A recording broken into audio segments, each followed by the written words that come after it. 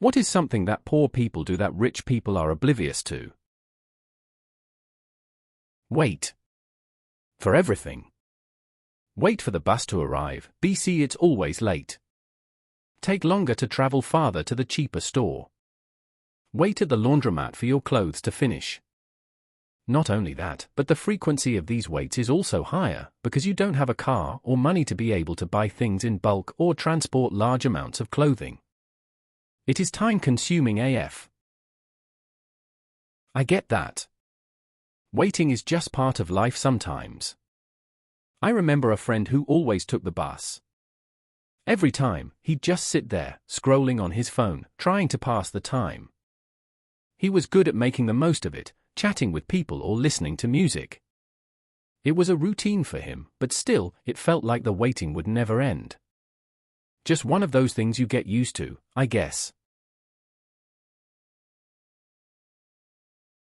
Rich people seem to confuse not having money to do something with not wanting to waste money on something. No, it's not that I don't want to order pizza because I'm stingy, I literally don't have the money. I get that. A friend of mine always assumed I was cheap when I skipped out on dinners or ordering stuff. He'd be like, just spend a little. But it wasn't about being stingy, I just didn't have the cash. Sometimes it feels like those with money forget what it's like to really be broke. They think everyone has the same options when they just don't. The amount of time you'll take to decide which expensive thing to buy, because you only get one chance at this, and it'll only happen once in your life, most likely. The amount of shit you'll save, boxes, soap, bubble wrap, bags, freebie whatevers, just because it's easier to save it than buy it. You learn a lot about how to fix your own shit when you can't afford to pay someone to fix it for you. I remember a time when a friend really wanted a new gaming console. They saved up for months, stressing over which one to buy. They ended up researching every detail before finally making the purchase. On the other hand, they kept every box and wrap from deliveries, saying they might need it later. And when something broke down, they learned to fix it themselves instead of paying someone. It was a real learning experience. Don't travel. The amount of people who are amazed when I say I haven't flown on a plane blows my mind. People do not realize how much money, privilege it takes to travel at all, let alone on a yearly basis. I get where you're coming from. It's true that not everyone has the means to travel. Some people take it for granted, but it's a luxury for many. There are so many factors like money and time that people overlook. It's interesting how travel can create different perspectives. For some, it's just a routine, but for others, it's a distant dream. It really makes you think about how varied our experiences are. Ignoring random calls from numbers you don't recognize knowing there's a high chance they are debt collectors. Googling these numbers, confirming them, then adding their whole range of numbers to your block list because you don't have any money to offer and aren't in the position to even lose $10 PW to pay them. I remember a time when I kept getting calls from these unknown numbers. I didn't recognize any of them, so I just ignored them. After a few weeks, I decided to look them up and realized most were debt collectors. I added all those numbers to my block list. It felt good to take control, knowing I didn't have anything to give, not even a few bucks a week. Taking less than your prescribed dosage of meds to try to ration them and save money. Once I had no money and I had to go to the urgent care to get some stitches removed, but remembering the $20 copay, I opted to just take them out myself. That's a tough situation. I remember a time when I had some dental work and couldn't afford the follow-up. I used some online videos to figure out how to handle it myself. It went fine, but I definitely learned to appreciate those professionals. Sometimes you just find yourself weighing options, like doing things on your own to save a little cash. Keep a running tally of everything in the cart, then add tax, then get to the self-checkout and check through the most needed items, first checking the total to see if the $2 bag of carrots will be too much. Self-checkout because it's less embarrassing to put something back. And poor people have to good at math and adding percentages for tax. I get it. Self-checkout can feel a bit less stressful. You can manage your items quietly and see how close you are to your budget. It's kind of like a mini math test every time you shop. Counting items as you go helps avoid that awkward moment when you have to put something back. It's not fun, but it's something a lot of people can relate to. Being poor is insanely expensive. Car breaks down? You now have no way to get to work and can only afford the cheapest repair, which only patches the problem. Prepare to pay for tow service and impound fees. If you can't pay the compounding cost, you don't have a car anymore, but are responsible for all the fees associated with owning a car. Forget about having a job if you don't have a car. You can pay for an Uber Lyft, while paying for your phone and a car that you can't use unless you live in a rural area that ride share doesn't make sense. Yeah, I've seen that with a friend. His car broke down, and it just spiraled from there. He had to cough up money he didn't have for repairs and tow fees. It made it hard to get to work, and he ended up losing his job because of it. It's like a cycle that just keeps getting worse when you don't have a safety net. It's tough out there. Eat the same items for breakfast, lunch, and dinner. That way you can keep food expenses the same each week. It got to a point I did the same thing for gas money. Drive the same route to work and to other places so I'd know how much gas money I'd need for the week. That's pretty relatable. I had a friend who was all about budgeting. He ate the same meals every day, which definitely kept costs down. He even planned his gas usage like a science experiment. It was kind of impressive, but kind of boring too. He knew exactly how far he could go on a tank. Not the most exciting life, but at least he saved money. Not go on vacations. Having worked for a couple of very rich bosses over the years, they sure knew how to budget. They didn't get rich by spending crazy. They weren't oblivious to food costs, gas prices, etc. But more than once I had a boss act like they didn't realize most people can't just afford to go on vacations. Like, yeah, I know cruises are an amazing deal for you, but no, I can't chat about my favorite because I've never been. It's funny how some people just can't see beyond their own experiences. I remember a friend who always talked about their endless trips. They'd mention locations like it was casual, while I was just trying to figure out if I could afford dinner. It's like there's this whole world of vacation some people take for granted, and others just dream about. Makes you realize how different life can be for everyone.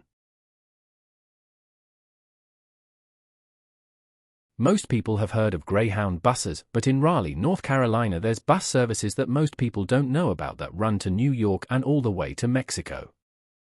Some people did learn about the Chinatown buses when one crashed going from Raleigh to New York around a decade ago. We have a big Mexican population with the farms in the eastern part of the state, so migrant farm laborers takes buses from Raleigh back down to Mexico after the harvest season.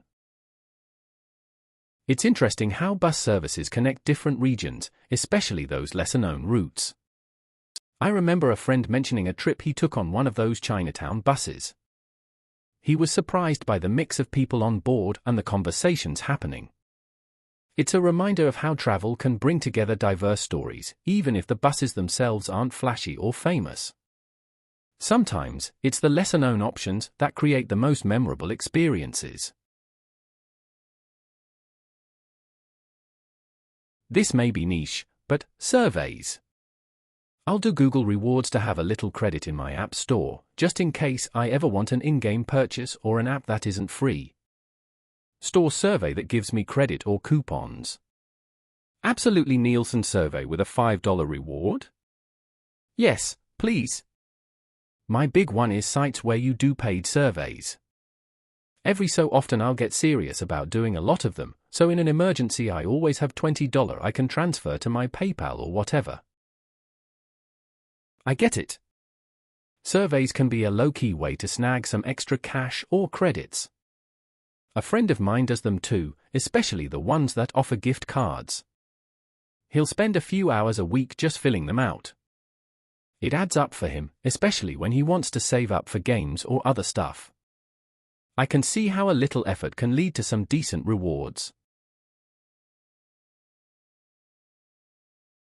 Make sure their phone is charged before they leave to go grocery shopping so that they can keep their calculator app open in the kid basket of the cart so they can add up everything they're buying. Where I grew up, sales tax was 5% and this was factored into our budget.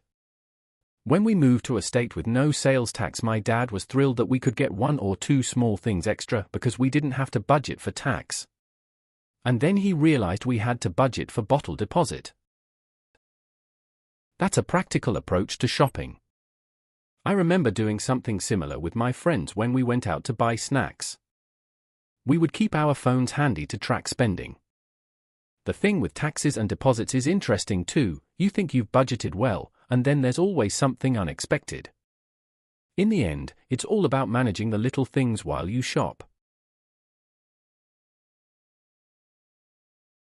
Not being able to sleep because how hungry you are, not having a social life because you never had money, never having been out of the state you're from and never traveled, calculating groceries before checkout, being frugal, thrifty and zero waste before it was trendy. I was always mortified as a kid someone I knew from school or the block would see me in the thrift store or flea market buying used clothes. I get it. That whole experience hits hard for a lot of us. Always being careful with money, stressing over food and social stuff. It's tough when you're trying to make the best of what you have and also deal with the judgment from others.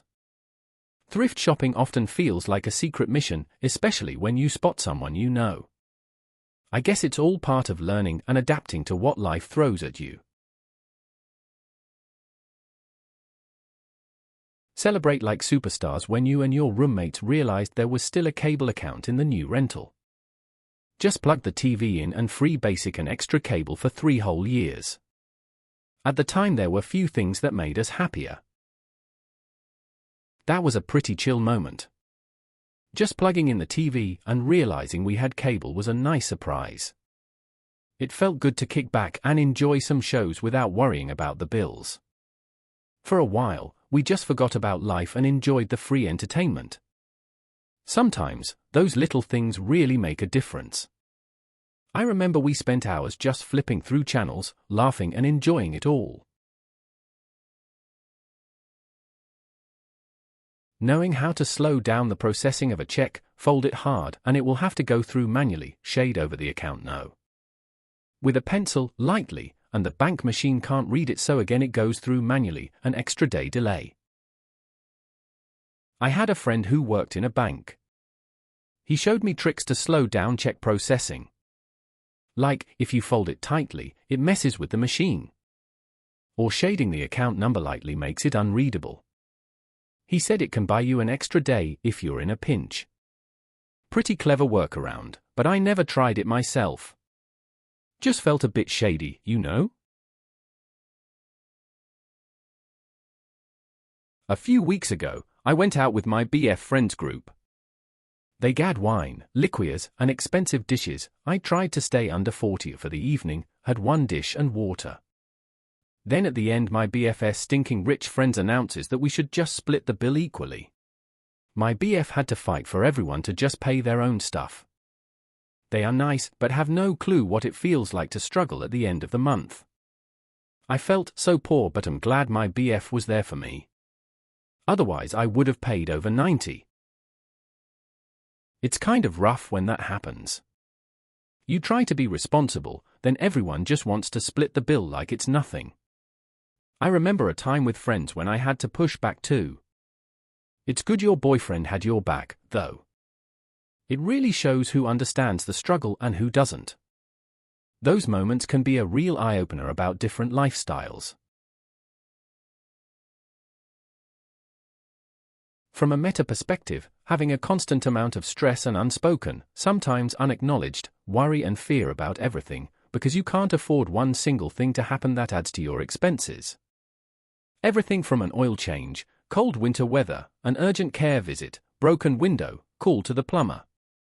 It isn't always acknowledged, but that constant worry is always lurking. I get that feeling. It's like living under a cloud where every small problem feels like a major crisis.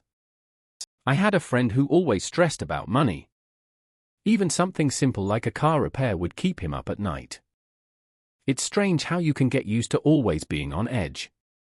Sometimes, it makes you forget what it's like to just relax and enjoy life without that worry hanging over you. Save plastic or glass things to use again. Bread bags get reused as poopy bags or to pack lunch in. Juice water or pop bottles to make iced tea or something to take with you. Yeah, not the best for you, but you do what you gotta do. Mesh fruit bags have all kinds of uses. Things that can then be repurposed are who the heck spends money on garbage bags? I remember my buddy always collected those plastic bags. He'd reuse everything, from old bread bags for his lunch to soda bottles for iced tea. Said it was a way to save cash. We joked about it, but honestly, it made sense. Why buy garbage bags when you have perfectly good stuff around? Plus, those mesh fruit bags? They ended up being handy for all sorts of things. Skipping meals based on budget. If my body could handle it, I'd only eat once a day, but I start shaking after a while. Right now I eat twice a day. I'm chunky too, so some rich PPL may assume I'm well-fed and content lol. It's tough managing food on a budget. I've had times where I'd skip meals just to save some cash. You kind of get used to it, but I know that feeling of shaking when you haven't eaten in a while. Some people just don't get it, assuming you're fine because of your size. It's a different struggle that doesn't always show on the outside. Just trying to make it work, you know? Man, I will never forget the moment going from part-timer working full-time hours to a salary position and almost overnight no longer calculating items in the cart before checkout. All those years of humility, we can do better as a society, but stay focused and on course. It will be worth it, and it doesn't have to be a marathon. I remember when I transitioned from being a part-timer to a full-time salary position. It was weird not having to count every penny at checkout anymore. It made me reflect on those early days and how far I came. There's a lot to be said about staying focused on your goals. It doesn't have to be a long struggle, just keep moving forward and it pays off eventually. Please consider subscribing if you enjoyed. Love.